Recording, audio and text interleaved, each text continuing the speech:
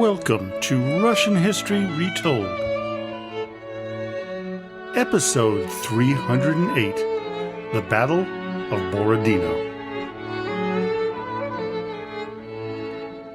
Last time, we discussed life as a serf in Russia, partially based on the memoir of Sava Dmitrievich Perlevsky. Today, we change topics once again and cover one of the most monumental battles in Russian history, Borodino. When Napoleon invaded Russia on June 24, 1812, he intended to fight the Russians in a decisive manner, similar to how he had fought against his enemies in the past. Initially, his tactics proved correct, as he achieved a significant victory at the Battle of Smolensk, overcoming the Russian army led by generals Barclay de Tolly and Pyotr Bagration. Following the disastrous battle, Tsar Alexander I replaced the two men with Mikhail Kutuzov, who decided on a war of attrition against the invading Grande Armée of France. This would impede Napoleon's plans and would lead to his eventual defeat. But as you might remember from the series on Kutuzov from 2023, there was a great deal of pressure to fight a major battle against the invaders. This was going to be the Battle of Borodino. Let's first situate ourselves. Napoleon had 460,000 troops stationed in Russia, with another 200,000 covering his lines of communications and supplies back all the way into Poland. As Paul Davis writes in his book about the men in Napoleon's army, and the book is 100 Decisive Battles from Ancient Times to the Present, quote, however, about half of them were not French and therefore were potentially unreliable. Napoleon was concerned that Russia was working with England against the French, which was indeed happening. The trade between Russia and England was up and running again, as it was a significant part of the Russian economy. Russia was concerned that Napoleon would recreate the Kingdom of Poland, an old arch-rival. On top of that, Napoleon had installed French Marshal Bernadotte as Crown Prince of Sweden. The Russians saw this as another indication that an invasion was imminent. The Russians, though, were on their own turf, and while seemingly alone, they had several military advisors from Prussia, Britain, and really surprisingly, the Ottoman Empire. To top it off, Napoleon's closest advisors warned the general not to try to invade Russia, as it was far too risky. Napoleon believed that the Russian peasants would be more than happy to overthrow their government, very much like the French peasants helped tear down the monarchy. His other mistake was believing that his Grande Armée would be capable of living off the land, not believing that the Russians would follow a scorched earth strategy. All they needed to do was create a series of supply depots along their lines if they were unable to find food on their march into the interior of Russia. Adding to this insanity was Napoleon's ego, fed by 14 years of victories over all his opponents. There's one other problem that the French faced that's not often talked about. Napoleon of 1812 was not the same man of the previous 14 years. He had grown fat and was having lots of health problems. The energetic military genius was no more. Instead, he was lethargic and not as mentally sharp as in the past. The French continued to win battle after battle while marching deeper and deeper into foreign territory. The problem they faced now, though, was one of Russia's greatest defenses, the weather. It wasn't the cold and snow. It turned out the summer of 1812 was particularly hot. This weakened both the men and the horses. The uprising of the peasants that Napoleon was so sure of turned out to be the exact opposite. Not only did they not rise up against their enslavers, as most of them were serfs, that we learned in the last episode, but they embraced the scorched earth policy of the army. This had an unexpected effect on the size of the invading army. Because they were unable to gather enough food on the journey inward, they needed to create more depots and in order to protect these stations, they needed to leave additional troops to guard them. This would reduce the force facing the Russians, the massive force that Napoleon required to win the conflict. After the disastrous Battle of Smolensk on August 17, 1812, General Barclay de Tolly ordered a retreat before his army could be surrounded and destroyed. Many criticized him and believed he took the coward's way out, especially General Bagration. In hindsight, though, it turned out to be the exact right thing to do and set up the Russians to inflict significant hurt on the invaders. The Russian forces cheered Kutuzov's replacement of de Tolly, as they really didn't respect the general as being fully Russian. However, some generals did not see Kutuzov with the same positivity as the ordinary soldiers. Many thought him too old and not a brilliant military man. They would be proven wrong quite quickly. Kutuzov knew he was going against one of the best military minds in history. The Russian general had seen firsthand how dangerous and brilliant Napoleon was at the Battle of Austerlitz on December 2nd, 1805. This battle was part of the Third Coalition, and it marked the end of that conflict and forced Austria out of any further conflict against Napoleon until 1813. It is now September 4th, 1812, and Kutuzov had seen the state of his troops and had made his decision as to where he would put up a defensive stand against the Grande Armée. As General Bagration wrote on the night of September 3rd, quote, "The army has set up its camp near the village of Borodino." This small village was perfect, as it protected the Russians in 2 of the 3 positions. As Kutuzov wrote to Tsar Alexander I on September 4th, quote, "The position at Borodino, where I am currently halted, is one of the best places one can find on the plains. The weakest spot of this position is the left flank, but I will make up for it with engineering art." While Kutuzov exuded confidence openly, he was still quite concerned for those in Moscow. He had 2 daughters in and around the city, and he told each of them to move as far away as possible. Secrecy was also crucial, as one of his daughters was married to a man who was sympathetic to the French. As Kutuzov put it, quote, "Everything I just told you must be kept in the utmost secrecy, for if this information is made public, it will cause me great troubles." Napoleon was informed of Kutuzov's appointment as the head of the Russian army shortly before the fighting began on September 5th. As author Alexander Mykaberdze puts it in his biography of the Russian general, Napoleon thought, quote, "For him and for the French army as a whole, Kutuzov was simply le fuyard de Austerlitz, the fugitive of Austerlitz, and there was little doubt in their minds that he would be beaten again." This overconfidence caused the French leader to make a series of mistakes leading up to and during the Battle of Borodino. The fighting, as I mentioned, began on the 5th, with the French attacking the Russian redoubt, which was built to slow down the enemy but not stop them. Even though the French army had a 3-to-1 advantage in manpower, they were repulsed numerous times that evening. Napoleon was actually feverish and suffering from a terrible cold.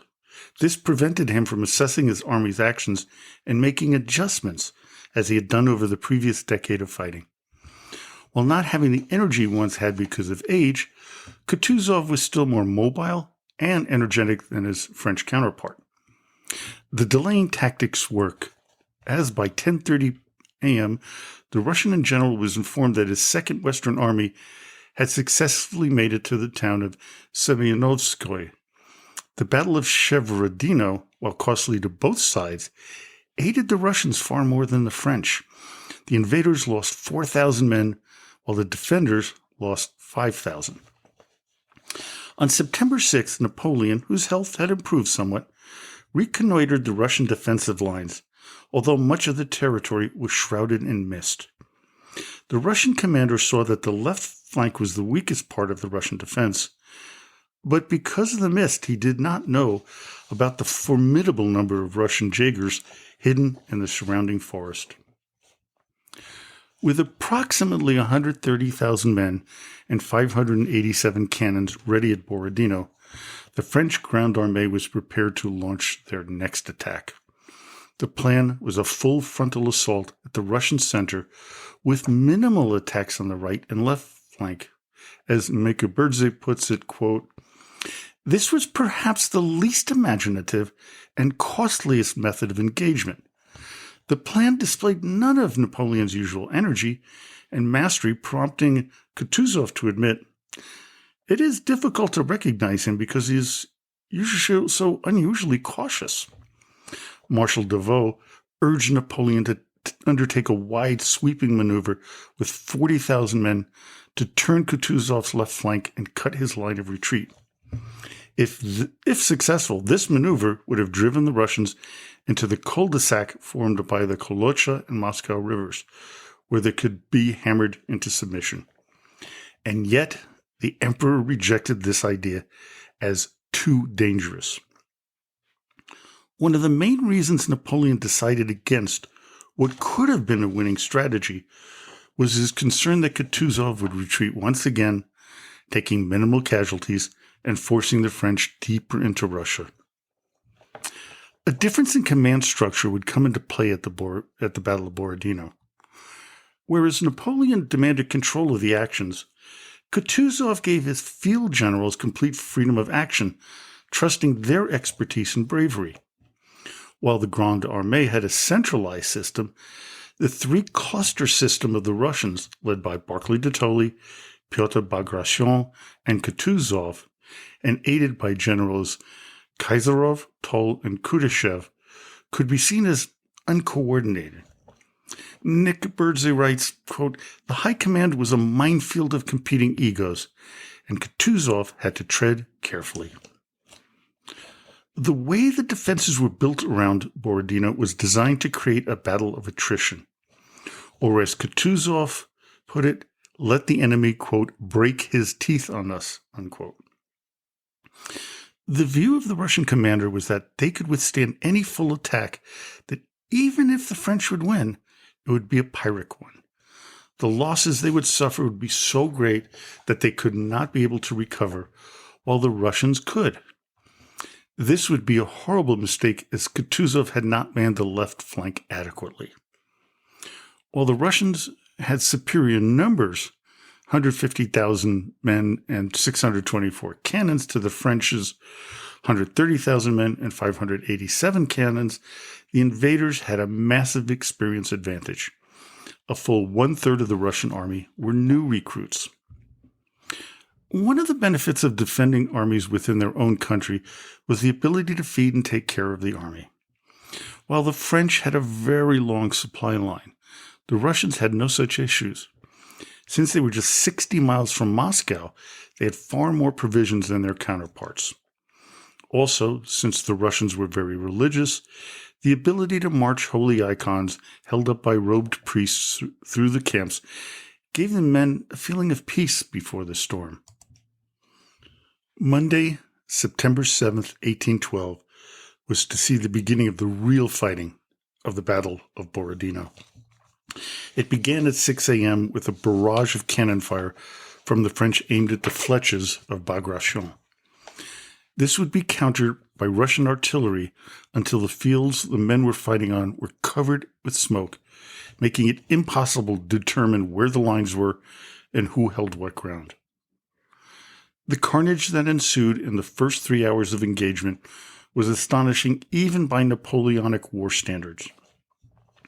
While the French made initial gains over the Bagration fletches, the overall outcome to this point was a stalemate. To quote Mikaberdze yet again about what was happening on the field, quote, "Amid incessant cannon and musketry fire, Russians, French, Germans, Portuguese, and Spaniards kept advancing and retreating, firing and reloading, colliding, tussling, falling, screaming, and dying.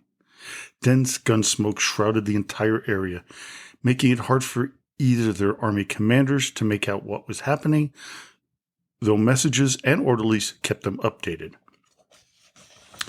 You can only imagine the horrific sights that both sides witnessed. As one Russian officer commented, quote, "Our division was annihilated. I am simply incapable of conveying the horrors I witnessed that day and still shudder remembering it all." The 27th Division, which started with 4,000 men that morning, had only 40 surviving it. Another division lost 3,700 out of 4,000 within the first hour, as well as 15 out of 18 officers.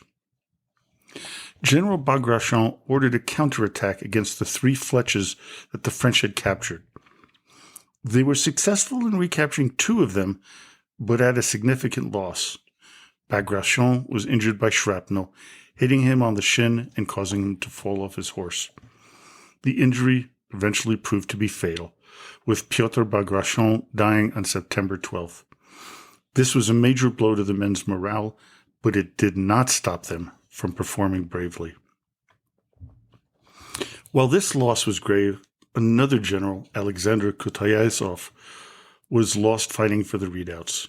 He was a young officer who, although ordered to stay at headquarters, led a charge to capture one of the flèches, costing him his life.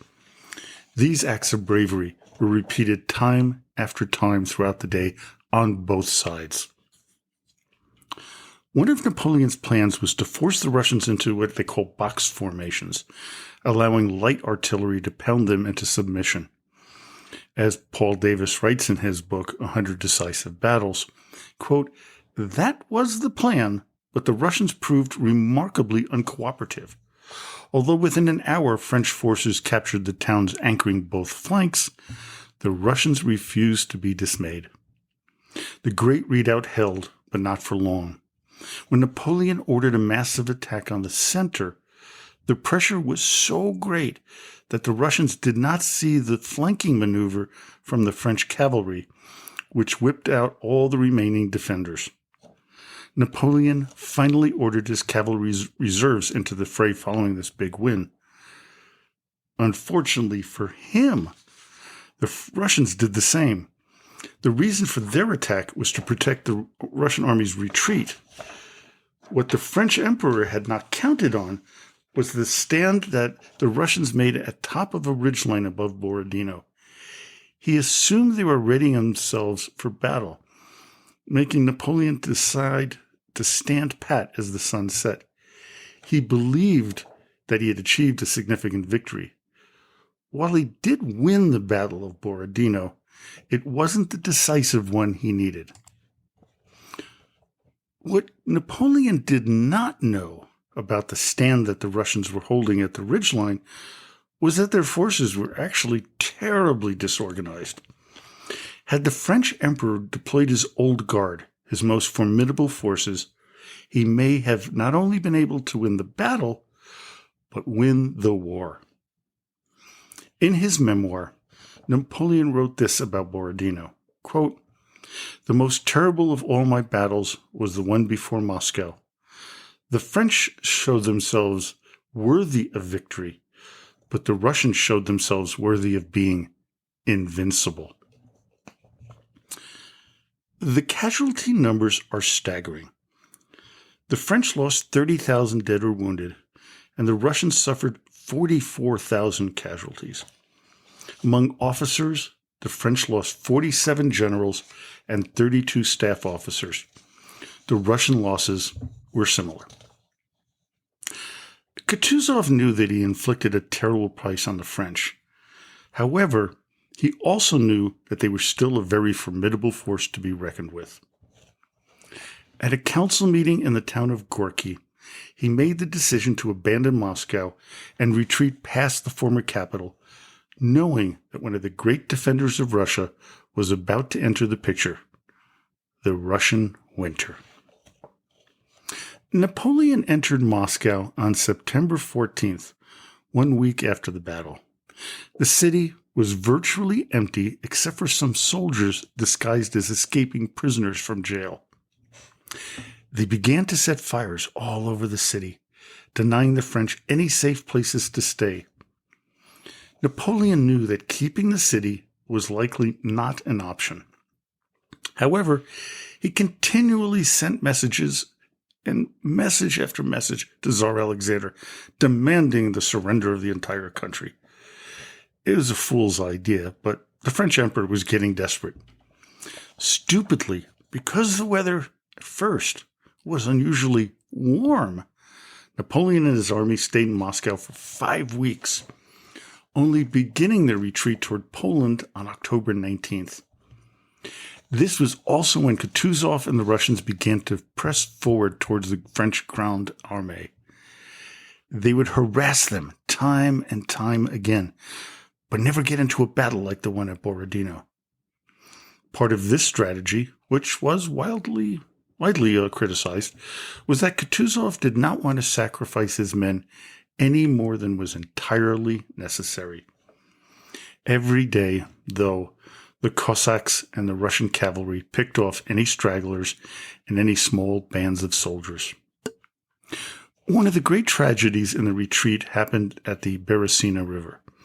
The battle was fought here between November 26th and 29th, 1812, between Napoleon's Grande Armée and the Imperial Russian Army under Field Marshal Wittgenstein and Admiral Chichagov, would cost the lives of thousands of French forces when the hastily constructed bridges over the river collapsed, causing numerous deaths and stranding thousands more.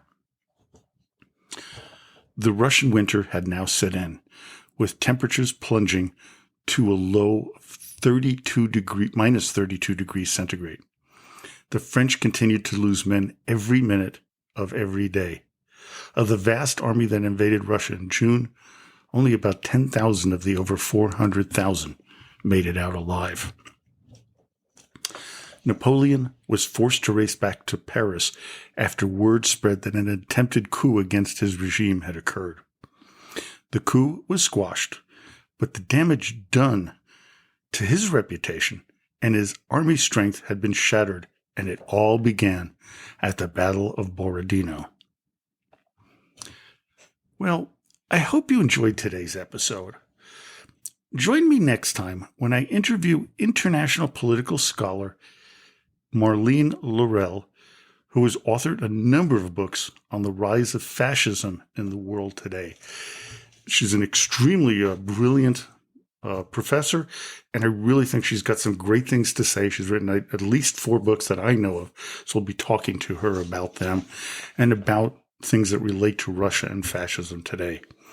So, until next time, до свидания и спасибо за внимание.